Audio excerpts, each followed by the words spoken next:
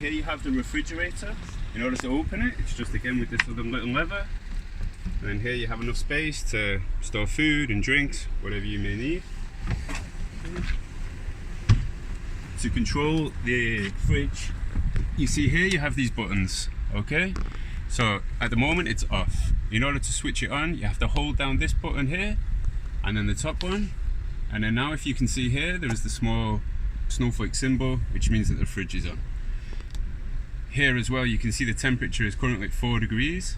It's the best one we recommend to leave it on. If you want to change the temperature, you can, again, holding this button all the time, up, down, but it's best around 4 degrees, so not to use too much of the battery.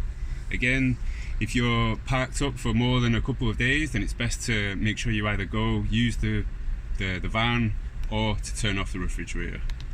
If it's on all of the time, then it's going to use up the battery, okay? So again, this one you hold, on, off.